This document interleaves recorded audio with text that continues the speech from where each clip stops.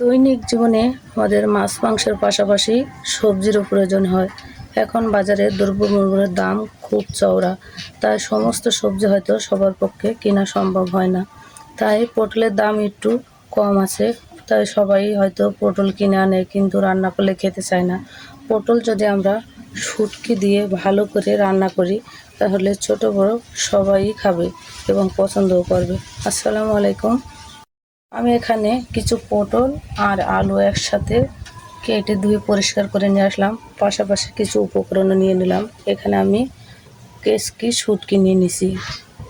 আমি জানি না এই শুটকিকে কে কী নামে ডাকে, তবে আমরা কেসকি শুটকি বলেই ডাকি। চলে আসলাম মূল কাজে। চুলায় সামান্য পরিমাণে গরম পানি দিয়ে দিলাম। গরম পানিতে আমি শুটকিগুলো দিয়ে দিলাম। শুটকিগুলো কিছুক্ষণ ভাপিয়ে নিয়ে এবার উঠিয়ে নিলাম। এবার চলে আসলাম রান্নার কাজে। একটা কড়াই বসাই দিলাম। কড়াইতে সরিষার তেল দিয়ে দিলাম। আর এই শুটকি রান্নাটা যদি সরিষার তেলে করা হয়, খেতে ভীষণ ভালো লাগে। তেলের ভিতর 3টে শুকনো মরিচ দিয়ে দিলাম, একটা তেজপাতা আর গরম মশলা দিয়ে দিলাম, একটা এলাচ, একটা দারচিনি, সামান্য আস্ত জিরে দিয়ে দিলাম, একটা আস্ত রসুন কোয়ায় নিয়ে মাঝখান থেকে চিড়ে নিয়েছি, 2 কাপ পেঁয়াজ কুচি দিয়ে দিলাম। শুটকি রান্নাটায় রসুন পেঁয়াজ একটু বেশি দিলে ভালো লাগে। কিছুক্ষণ তেলের মধ্যে নেড়ে চেড়ে পেঁয়াজ একটু নরম করে নেব। এবার শুটকিগুলো দিয়ে দিলাম। সমস্ত উপকরণ একসাথে ভালোভাবে ভেজে নেব। কিছুক্ষণ নেড়ে চেড়ে শুটকি আর পেঁয়াজগুলো হালকা ভেজে নিলাম। আদা, রসুন, পেঁয়াজ, জিরে, শুকনো মরিচ 2 চামচ পরিমাণ করে দিয়ে দিলাম।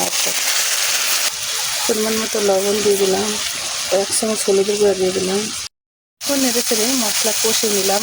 এবার সামান্য লেবু রস দিয়ে দিলাম। এবার একটু নেড়ে চেড়ে মিশিয়ে নেব। শুটকির মধ্যে লেবুর রস দিলে শুটকির স্বাদটা ভালো লাগে। মশলা কষানো হয়ে গেল।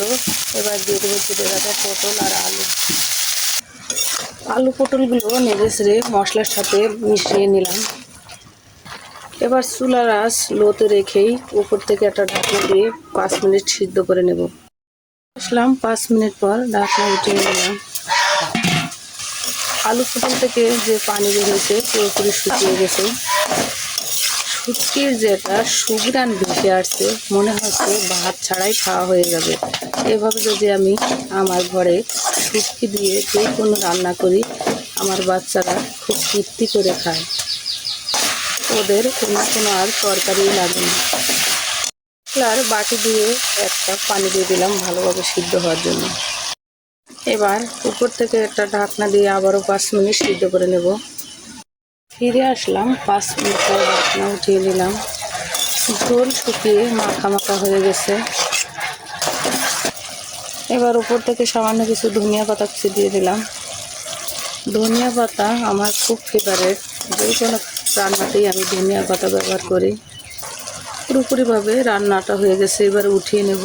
চুলাও বন্ধ করে দিলাম। যাদের পটল খেতে ভালো না লাগে, আমার মতে এভাবে একবার হলো রান্না করে খেয়ে দেখবেন, আশা করি ভালো লাগবে। আমার এই রান্নাটা যদি ভালো লেগে থাকে, পাশে থেকে সাপোর্ট করবেন, লাইক কমেন্ট শেয়ার করে যাবেন। আর ইউটিউব চ্যানেল থেকে দেখলে ইউটিউব চ্যানেলটাকে সাবস্ক্রাইব করবেন। খোদা হাফেজ।